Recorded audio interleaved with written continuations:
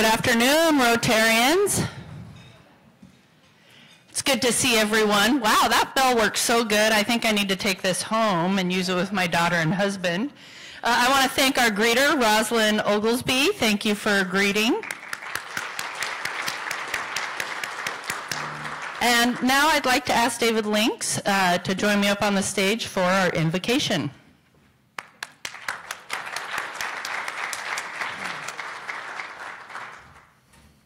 Good afternoon. A few days ago, I received a text from a friend in India. Often they are just waking up in the morning and I am just going to bed. It was in Hindi script, like I know how to read that, so I had to translate it.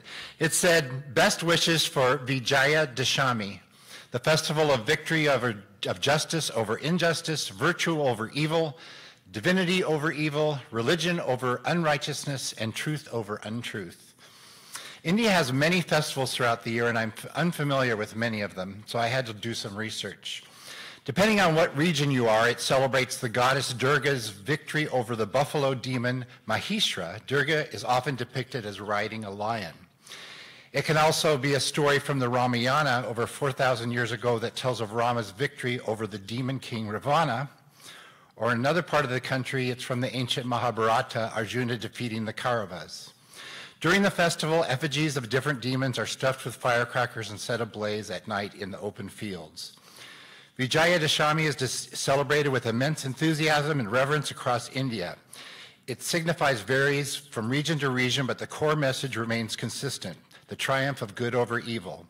Vijaya Dashami is a time to come together with family and friends to celebrate the victory of good over evil. It is also occasion to send warm wishes and blessings to your loved ones. So I had to respond. So I looked up some of the well wishes that you could send your friends. These are some of them. Vijaya Dashami is a time for new beginnings and fresh starts. May this festival usher in a season of hope and positivity in your life. Or on this auspicious day, let us remember the triumph of good over evil and strive to be better individuals. Wishing you a Vijaya Dashami filled with joy, love, and laughter. May you conquer your inner demons and achieve your goals. And finally, let the spirit of Vijaya Dashami inspire you to be kind, compassionate, and just. Thank you.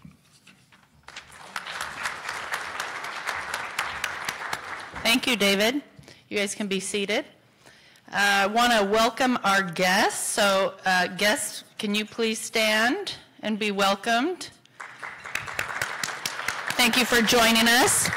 And we have a couple of special guests, Jerry Rhodes from the Vancouver Sunrise Rotary, and he has a guest that he's going to quickly introduce to us. Hi there, I'm Jerry Rhodes from the Vancouver Sunrise Rotary, 7 a.m. Fridays if you're ever in town. That's Washington, Vancouver, by the way. I came over here because I wanted to introduce Julian Dow to the Rotarians here. Julian is going on a mission with Rotary to Uganda in next February. This is a project, a medical project that my club has supported for about 10 years. And it's headed up by Eugene Airport Club, essentially my brother Larry. And I worked with Julian's dad 40 years ago in Alaska. And so Julian just got his EMT certification and he's going over to help with his medical mission. It's really exciting work that they've been doing over there. But so I thought I'd come over and introduce some Rotarians here at home for moral support or any kind of other support that Julian might get in this project. So thank you. Thank you. Thank you for joining us. And Julian, thank you for your work. As I make this next announcement, Rosalind, can you please join me on stage? I have something special for you up here. And as you're walking up, I want to remind you, as you walked in, you saw someone from Perry Tech that's selling raffle tickets for Win a Home, and that's elective for our group. And if you didn't get a chance to purchase a ticket and you're interested, they will be out there after the meeting. As Rosalind comes up, I also want to share a challenge with you. As you know, I challenged our board to bring in 2 new members. And because we're a membership-driven organization and club, it is so important that we all participate in bringing in members. So I am going to have a little contest with you guys. So if you have already brought in a new member, introduced a member, had someone turn in an application, you'll be entered to win a dinner for two at Crafted, but there's still time. So by the end of this month, get some applications in for new members and you'll be entered to win this drawing. And there'll be future opportunities as well, but I just cannot stress enough how important it is that we're all on the lookout. And we'll have little activities moving forward for those newer Rotarians, giving you some ideas and words of advice for bringing in members. So just remember, I think I have one more for my challenge, but I won't enter myself in to win that dinner. All right, so Rosalind, you have gone through all of your education, and I'm super excited to officially present you with your blue badge. Congratulations.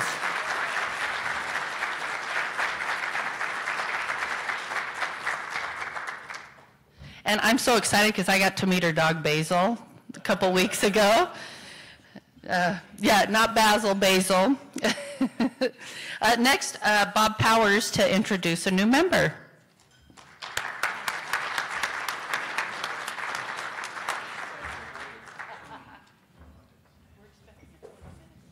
Hi there. I am excited to introduce you to Arthur Solito, who is our newest Rotarian, and he's just a wonderful guy. I had the privilege of meeting him when he and his wife Tiffany decided to move to Yakima from Asheville, North Carolina. They needed help finding a home, and of course I was thrilled to do so. They made their move in June of 2022, while Tiffany came to join the faculty at the Pacific Northwest University of Health Sciences as their new doctor of physical therapy. I think it was more of Arthur's fascination with the Pacific Northwest that motivated the move. He visited his uncle here as a young person and has wanted to further explore the area ever since. I know he has certainly availed himself of hiking the Cascades, skiing White Pass, partaking in our craft beer scene, and I do see him make good use of our Yakima Rotary Aquatic Center. Arthur works in economic development and civil engineering in North Carolina still. So if he looks a little jet lagged, it's because he travels back and forth to Raleigh frequently for face-to-face meetings. Arthur was born in West Palm Beach, Florida, but grew up in Lynchburg, Virginia. So this guy's a Southerner. His mother was a nurse. His father was an aerospace engineer. He has 3 older brothers and a younger sister. Growing up, he swam and played soccer competitively. He graduated from Vanderbilt University in Nashville, Tennessee, whose campus I just visited, great place, with a BS in chemistry, and from Wake Forest University in Winston-Salem, North Carolina, with a PhD in chemistry. So it wouldn't be wrong to call him Dr. Solito, although remember his wife would answer to that too. He and Tiffany were married in 1996, have been blessed with 5 boys ranging from age 14 to 22. The younger boys attend LaSalle High School, Ike, and Wilson Middle Schools, are doing well, making friends, and getting involved in sports and clubs. They also have 2 Labradoodles, Angus and Olive. Arthur taught chemistry for most of his career at Western Carolina University. In 2020, although he became the Director of Economic Development for Withers Ravenel, a civil engineering firm based in North Carolina. He focuses on economic development strategy, industrial site identification, due diligence, and land development. He says he would like to learn to fly fish, so any fly fishermen in here, please grab him and teach him. And spend more time, he wants to spend more time exploring Puget Sound, North Cascades, Olympics, and the coastline. Arthur is joining Rotary because he wants to be more involved in Yakima, meet more people, and develop new friendships. También Arturo aprendiendo español.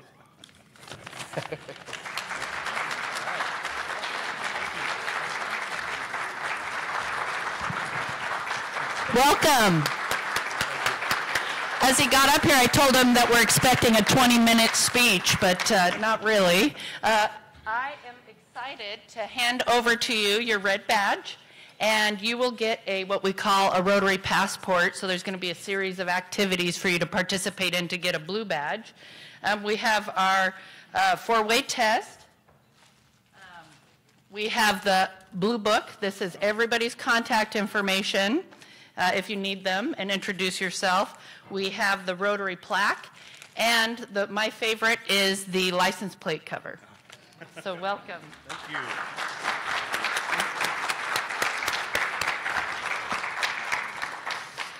you. Next is Randy Beeler for Operation Harvest update.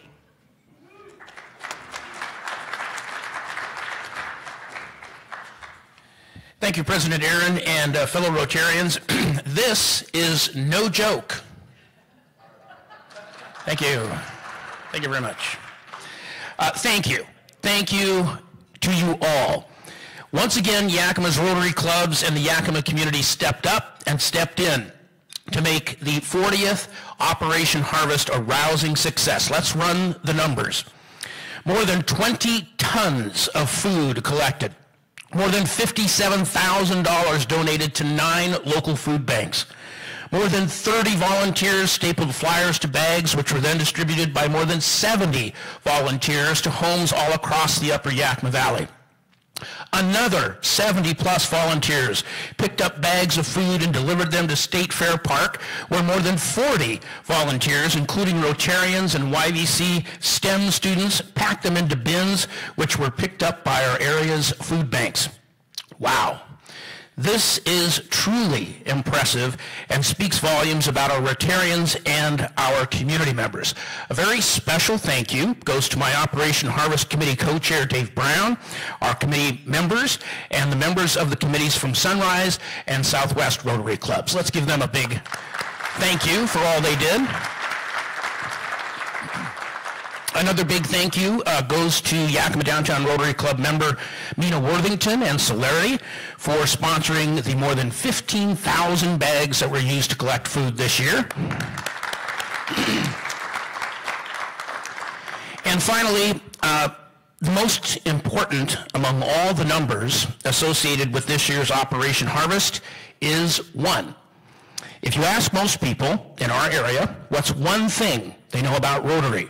Operation Harvest is a likely answer. And so much of the success of Operation Harvest is due to one very dedicated and capable Rotarian, Pete Mansmer.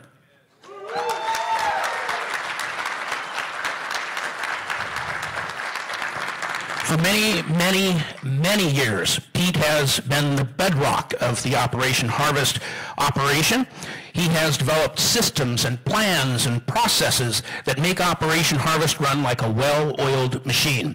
His contributions to Operation Harvest are unmatched, and they're going to be very, very difficult to replace.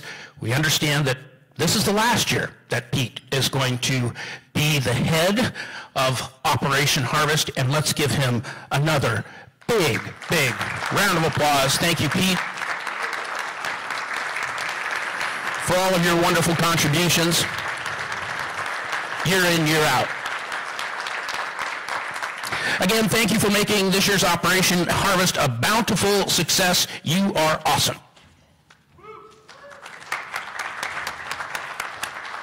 Thank you, Randy. Both you and David as the co-chairs did an excellent job in leading us to success. Thank you to our committee members, and thank you to everybody who volunteered. And Pete, a huge thank you and gratitude from our hearts to yours. Really, really appreciate that. So many families are impacted by this program, and I look forward to it continuing to grow as years move forward. Next is Ralph Thompson, Sergeant at Arms.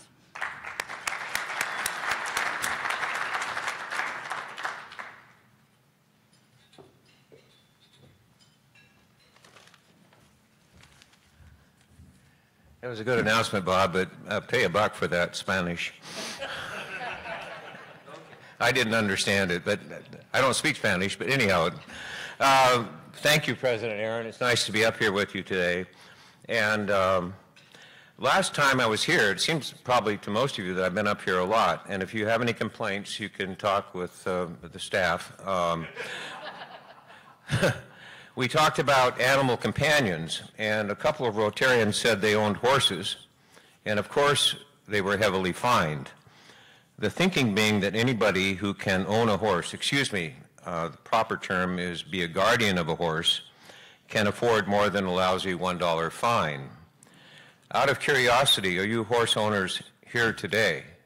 Any show of hands, horse owners? We got Russ, he was here. Oh, another one. Were you here when I last fined? Okay, well, that was a special fine. It's $5. Thank you, Greg. But I'm not going to fine the guys that have already been fined. All Rotarians who do not own a horse, we show of hands, please, show of hands. Okay, pay $1. Thank you. I thought charging the non-horse owners just $1 would inject some equity into the proceedings. Anyway, a horse walks into a bar. The bartender looks up and says, "Why the long face?" Is Alex Hodge here? He's the one that told me that joke. Alex, are you here? I'll fine him $10 in absentia. How many Rotarians here consider themselves good in mathematics? Show of hands, good in math. Come on, put them up high, don't be afraid. Pay $1. I have to admit that math has been a bit of a mystery for me. In high school, if we wanted to go to college, we had to take math analysis and calculus. And to this day, I have no idea what either one is. There were two classes, get that right, math, two classes.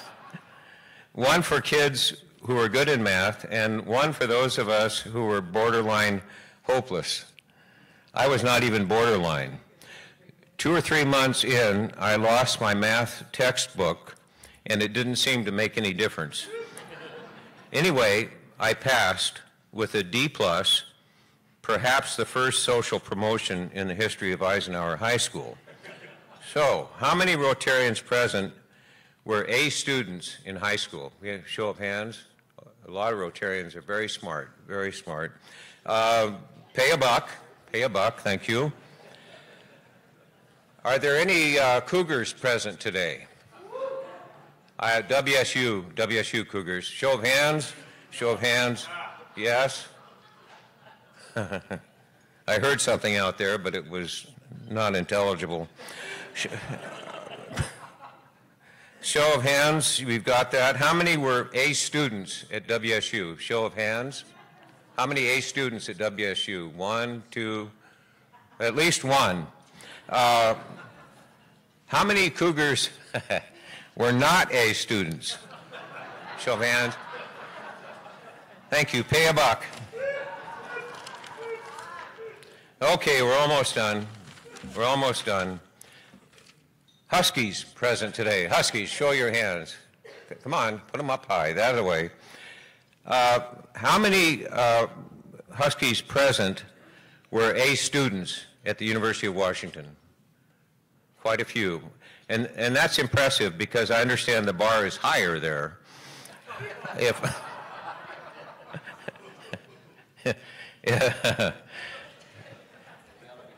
And if you are not an A student at the University of Washington, pay $1. That went over. To conclude, I've always admired academic excellence, but from a distance. And if you were poor in math, I will never find you. Thank you. Thank you, Ralph. For the record, I was bad at math, but my daughter's good at it, so there you go. Next, Mike Hummel to introduce our special speakers today.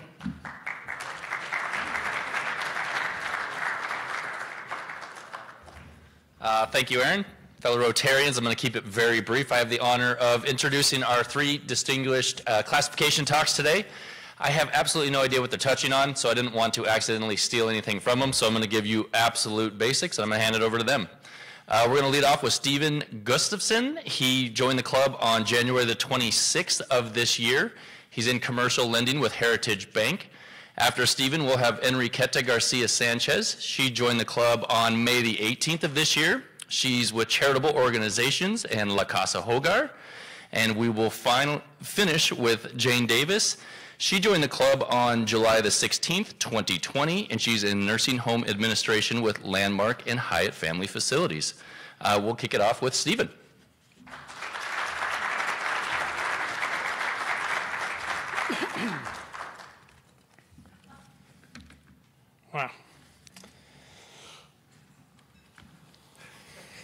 Hello, fellow Rotarians. Giving this classification talk in front of such a distinguished group of leaders in this community is quite intimidating. With some of the guests we have to speak at this podium, I often wonder if they know who they are speaking in front of. I wish I didn't. I appreciate you all for being here today and getting to know Henry, Jane, and myself a little bit more. I look up to many of you in this room for the distinguished careers and the people you are in our community. If you did not know me before I joined, you might remember me from the roast that Matt Morgan put me through.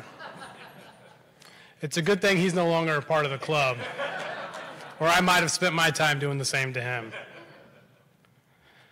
I do not have any crazy, inspiring stories about standoffs with the cops while fishing and the Tobacco Keys, sleeping in the same room as Ted Bundy, migrating here from another country and starting my own car shop, or many of the other stories I've heard from the podium or while having lunch with many of you. But here's a little bit about me. I grew up in Ellicott, Colorado, a small town on the eastern plains of Colorado, where I graduated with 64 kids. I was raised by my mom, Chris, and my dad, Stephen, Sr. I have an older brother, Scott, and a younger brother, Blaze, and my grandparents, Ed, a retired Air Force military police officer at NORAD, and Sue, a registered nurse, played a large role in raising me. They were some of the most influential people in my life growing up, and I still think about them daily. They instilled in me some values that I still put in my personal and work life daily. One, doing the right thing is important, especially when nobody's watching. Don't be so quick to judge others and be willing to help. You never know when you might need help. And working hard always beats talent. In high school, I was a three-sport athlete playing football, basketball, and baseball. In the summers, I worked on a farm that raised cattle and grew sod and hay. I was always given the hard jobs on the farm as I was the young kid with energy and the runt of the crew. Every morning I woke up hoping that I would get to drive on the tractor with the air conditioning. But working on the farm taught me some things that I try to teach my kids today. You have to start from somewhere, and usually it's not the top. Go out and work hard, do what you are asked and what you say you will do, and as time goes on, you might get more and more days on that tractor. After high school, I went to college at Western State Colorado University in Gunnison, Colorado. I played on the currently number 9 ranked Division II football team in the country until my junior year when I shattered my lower left leg while playing in New Mexico. I was never able to recover from that injury and did not end up playing again. Hindsight being 2020, this worked out well for me. I was able to stay on scholarship and focus completely on my career or on my classes, where I started to get straight A's. Good thing you didn't ask about straight A's at Gunnison. In 2013, I graduated with a major in accounting and another major in business. After college, I moved to Fort Collins, Colorado, and no, I'm not a Colorado State University fan. I am a Colorado University fan and a huge fan of primetime.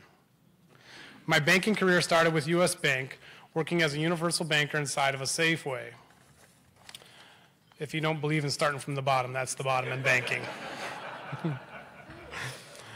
I don't believe I've ever met anyone that grew up wanting to be a banker, but I don't see myself doing anything else. After about a year with the bank, I was promoted to branch manager, where I did that from 2014 to 2018, and then I was presented with the opportunity to move and become a wealth management banker. While this opportunity meant moving away from the only state I ever called home and away from my family, I was ready for a change, and I moved to the Palm Springs of Washington, Yakima. I met my wife, Ginger, while working for U.S. Bank, and we got married May 29th of 2021 at Silvara Cellars in Leavenworth. After COVID made us delay the date by a year. And I believe that year of isolation and the only person to hang out with being Ginger really tested our marriage before we got into it. We bought our home in Silo, where we raised our 3 kids, Ben, 17, Olivia, 12, and Grayson, 9. Most of our free time is spent in gyms watching volleyball and basketball, or outside watching soccer, baseball, and rodeos. When we are not at one of the kids' sporting activities, we like to ski and play golf after this year's Rotary Scholarship Dinner, we've picked up pickleball. Ginger is the outreach manager for the Yakima Union Gospel Mission and doing work that inspires me daily. I would be foolish if I did not acknowledge how special of a person she is to me and to many others in this community. After about 3 years with U.S. Bank, Here in Yakima, I was notified that my position would be changing and the bank was going through a restructure. After some careful consideration, I decided I would pursue my banking career elsewhere. I started working for Heritage Bank as a commercial loan officer in June of 2022, and as with my leg in college and many other things throughout my life, it worked out for the best. Heritage Bank is a bank that I believe in. We are a local community bank in the Pacific Northwest with branches in Washington, Oregon, and Idaho.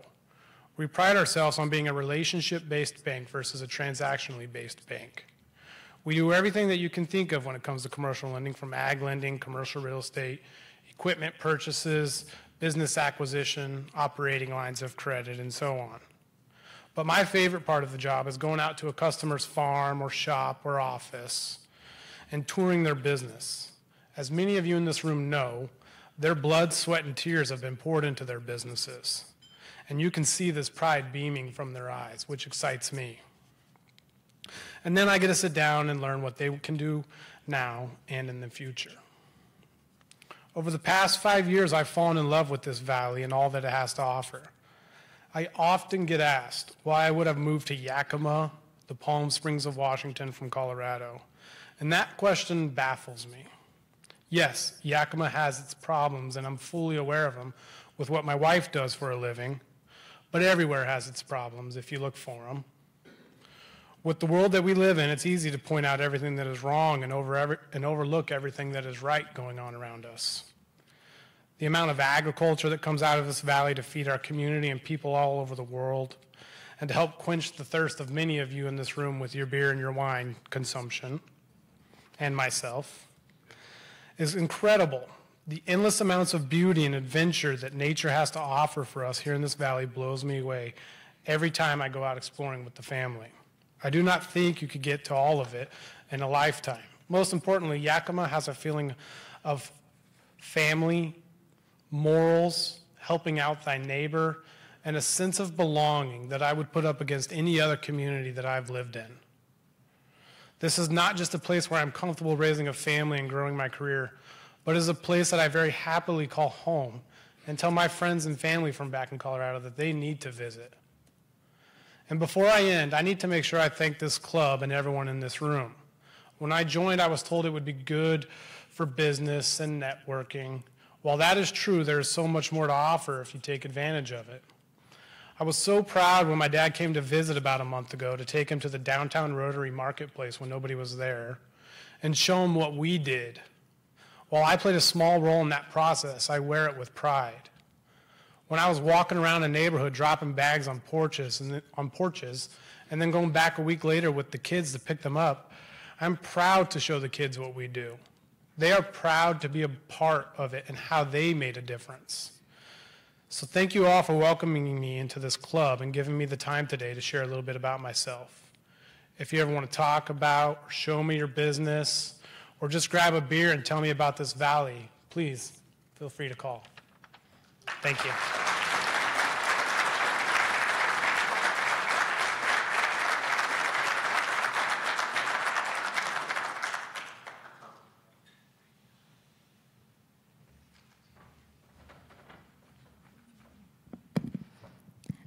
I hope you can see me over this. I promise I am standing. Okay.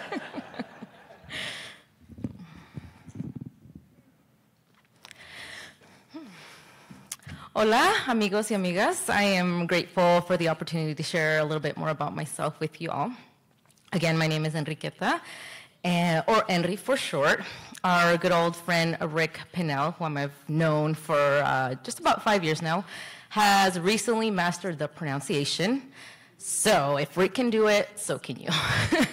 I'm only taking a stab at him because he's not here today. But as you may already know, I was born in a small town in the state of Michoacan in Mexico. A stubborn, colicky girl, so I am told. My sister Maria Rodriguez, who is here, also a fellow Rotarian, won't let me lie about that. Where are you, sister? Oh, there she is. I'm the fifth of 7 children. Yep, the middle child. Where are all my middle child? Yeah, there we go. I enjoy Spanish literature from authors such as Gabriel Garcia Marquez, Don Miguel de Cervantes, and Juan Rulfo. This love for Spanish literature was a gift from my native Spanish teacher at Davis High School, Mr. Rodriguez. I like thrifting, often on the hunt for a typewriter. Traveling, my latest trip was to Victoria, BC a few weeks ago, where I had the opportunity to see the majestic humpback whales in the Salish Sea. So check that off my bucket list. And celebrating with my family. We celebrate birthdays, anniversaries, holidays, Wednesdays, really any opportunity to get together warrants a celebration. I was immigrated by my parents to San Diego about age 3 and eventually moved to Yakima at age 10 when my parents separated. I was raised by an incredible woman, Hortensia, resilient, strong, and determined to do everything in her power to provide for her children. She faced many barriers along the way, some systemic, others circumstantial. Nonetheless, she persisted. I am proof of that persistence. A single mother of 2 myself, I have grown much empathy and understanding from my mother's experience. I know I will never completely grasp the depths of her experiences as a single mother. I can't imagine having to navigate the systems in a new country where she did not speak the language and where she lacked the connection and education to the tools and resources she desired to access better opportunities for herself and her family. I enjoy being a mother to Elise, who is 10, and Clara, who will be 6 in a couple weeks. Elise is caring, smart, and creative. I'm looking forward to her transition into middle school next year and excited for her own growth into tweenagehood, if that's even a word. I'm currently accepting unsolicited and solicited advice on raising a tween. So if you're in that same stage of life, let's connect, maybe start a club. Because I'm like freaking out here. Okay, so now Clara, she's brave, silly, and articulate. She reminds me the most of myself as a child, testing the limits of my patience all the time. They're my motivation to always seek to be the best version of myself for them and for others. They also keep me accountable and are confident in expressing how they feel about my parenting. I always welcome their feedback, which consists of, I don't like that you don't let me do whatever I want, and can we have something other than Mexican food for dinner? Needless to say, most of the constructive criticism comes from my youngest. I do what I can. Both are proud Latinas, often drawing inspiration from other Latina women, such as Sonia Sotomayor, Frida Kahlo, and of course, La Reina, the Queen, Selena Quintanilla, you know, Bidi Bidi Bum Bum, anyone? We spend a lot of time together, reading, going for walks, and often break into spontaneous dance parties and dance battles. I've yet to win one of these dance battles. If you ask me, I think it's rigged. It's not my fault that my hips, in fact, do lie. I'm currently closing in on my 5th year as a development manager at La Casa Hogar. I was first exposed to the development world in a previous role at the Yakima Humane Society before coming to La Casa in 2018. In the nonprofit sector, and those of you in the biz know this, development staff are hard to come by and often have higher turnover rates. The stats for Latina women in these roles are even greater, but I am encouraged to see more Latinas in this field around our valley. People's most common response when I tell them what my role is, I'm glad I don't have your job, and are you doing okay? Wink twice if you need help. All jokes aside, development work can feel isolating, ironic, because a large portion of my job requires human interaction. As a Latina in this field, there are challenges that I did not anticipate: indirect, subtle discrimination, racism, sexism, and navigating cultural dynamics, just to name a few. I certainly do not do this work alone, and I'm thankful for the mentors in my life and the team at La Casa who have and continue to encourage and support me in this work. And one of those, my friend and colleague, Magali Solis. I truly enjoy my job. I often describe myself as the connector, a storyteller, connecting others to the work of La Casa and sharing success stories of those impacted by that work. La Casa works primarily with immigrant Mexican women, like my mother, who seek community with Latina women, the tools and connections to meet their goals, to gain access to opportunities to transform their own lives and their communities. I often see my mother in the faces and stories of these women at La Casa and feel a great sense of joy and privilege to be able to be part of their transformation. As I close my talk, I want to leave you with a quote from Maya Angelou to honor my mother that encapsulates the woman that I know her to be and the woman that I aim to be as I lead my daughters. I would like to be known as an intelligent woman, a courageous woman, a loving woman, a woman who teaches by being. Gracias.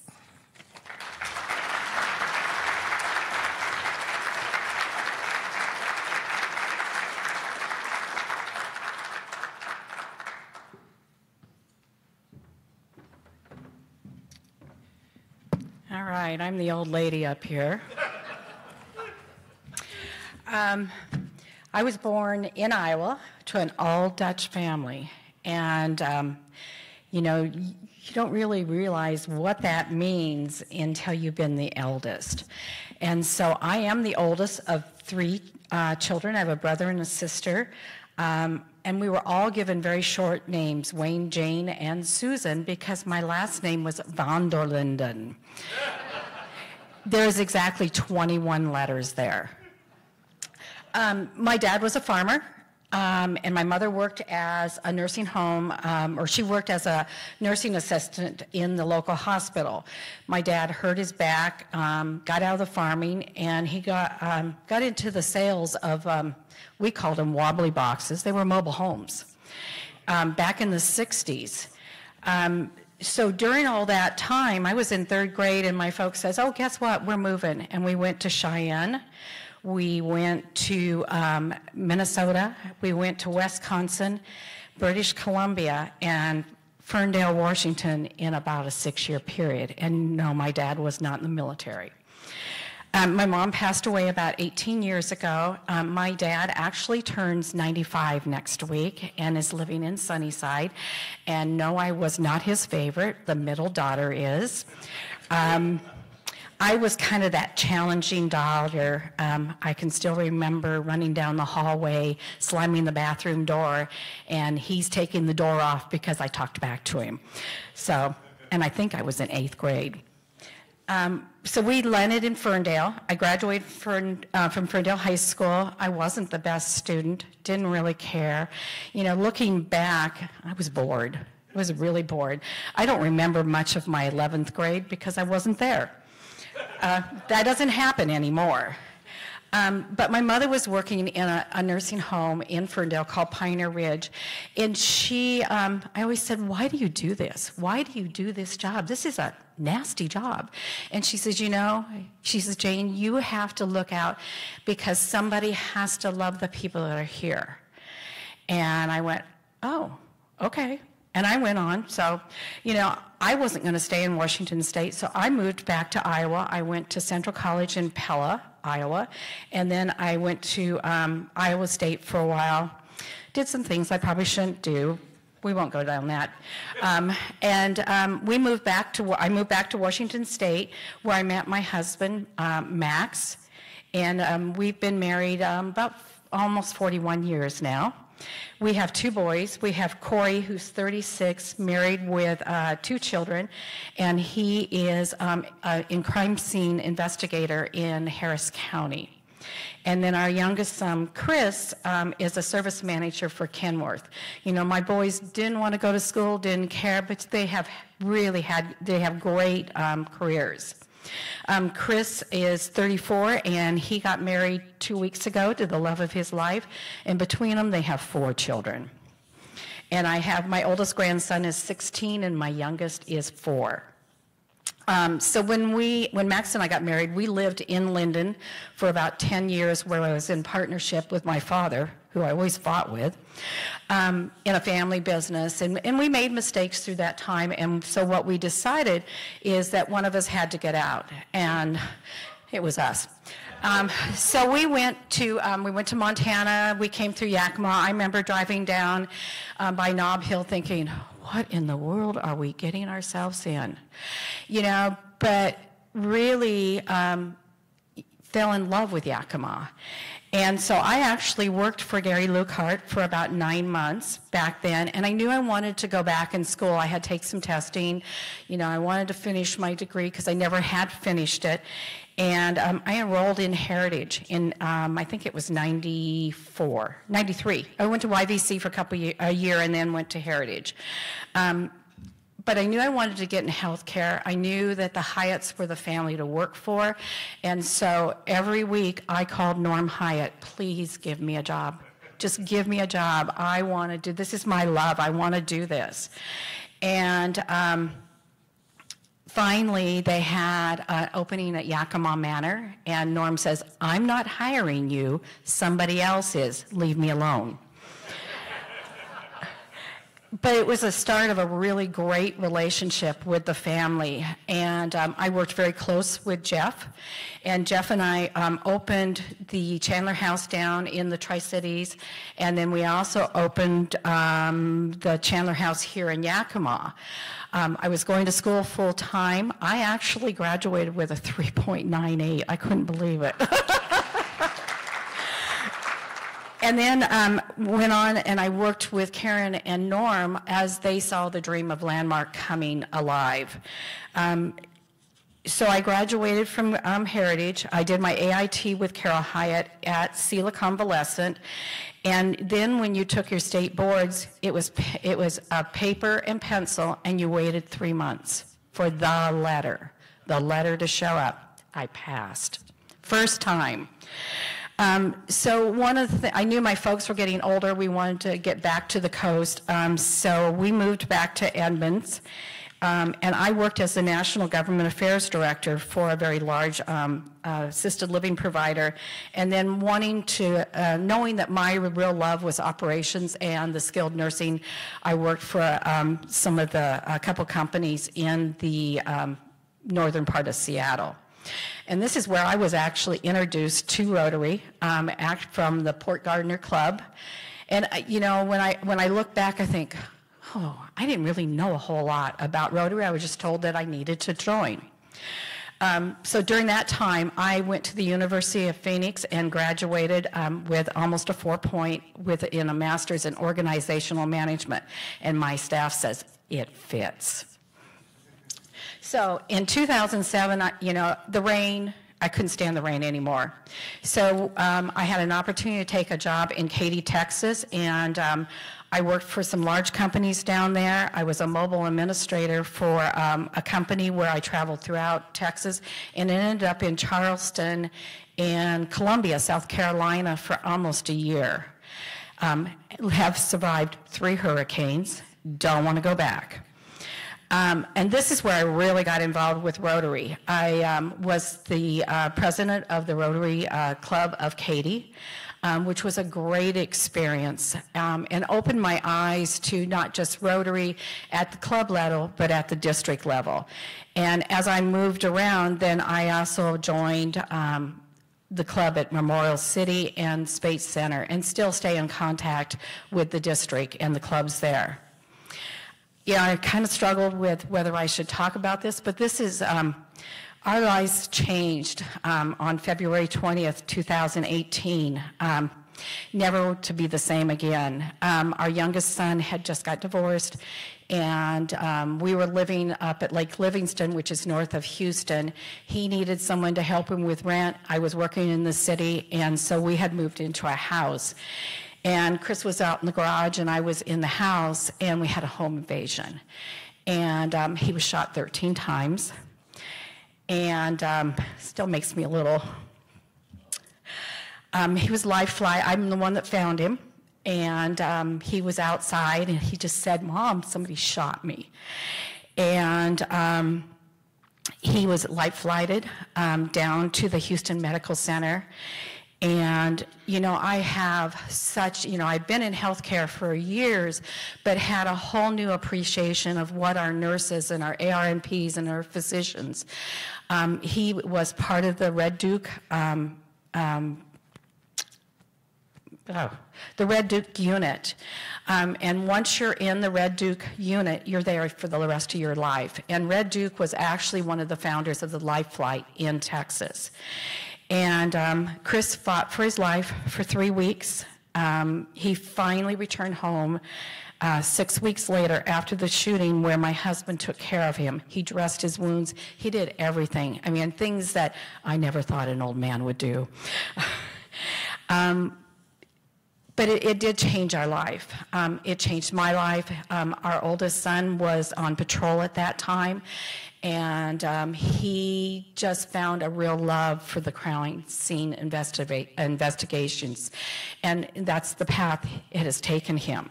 The good news is Christopher is 5 years later. He walks. He can't bring his arm back. He's got a metal rod, you know, winter would just kill him up here, but he is back to being a diesel mechanic. But it changed our lives, and it changed who we are. So our last year in Texas, we were actually in San Angelo getting ready, and I was going to take a position with Shannon Hospital, and Jeff Hyatt called, and he said, "It's time to come home." I said, I don't know. And he says, "No, you need to come home." And I said to my husband, "What do we do?" He says, We're going. It's time to go home." So we were back in Yakima in 30 days. We closed out our house in Livingston, and we closed out the rental house that we had in San Angelo. Leaving our boys and their Texas wives wasn't, it wasn't anything we wanted to do, but they had their lives, and we knew that we needed to come home. So Landmark is part of a bigger corporation where we own Willow Springs, we own North Central in Spokane, Shuckson in Bellingham, Soundview, Rosario, and Cypress in Anacortes. Landmark was built in 2000. It has 48 long-term care and 45 post-acutes. When I walked back in the building, it was like I was home. I mean, I saw the plans. I worked with Karen on colors. I mean, it was home. So I just celebrated my 4th year and survived COVID. Yeah. I joined the Downtown Club in 2020 via Zoom, and we just love being back in Yakima. So this year, my life has changed a little bit, that not only am I an administrator, we have brought an administrator in training at Landmark in February, which I've taken on duties as the Director of Compliance for the Hyatt Corporation, or the Hyatt Company. Landmark has reached a 5-star rating with CMS in this past June, which is huge. And we were awarded the Bronze Award last fall for American Healthcare Association, and we're in the process of applying for the Silver, which is part of the Baldrige Foundation on Quality. I was just this past month recently appointed to the Washington Board of Nursing Home Administrators, and I'm part of an NAC to an LPN apprentice pilot program. It's just a whole different way of helping our NACs become nurses and giving them the tools to do it. Instead of having to go through a 4-year program, they will actually do their training right in our building. I'm an avid quilter. I piece and I long arm. It is where I go just to turn the world off. And I've done some quilting for the Quilts of Ballard, and I have made donation quilts for the club and the Alzheimer's. And I just want to thank you guys. I mean, you guys have welcomed me, made me feel at home. Max and I love being in Yakima, and it's our forever home. Thank you.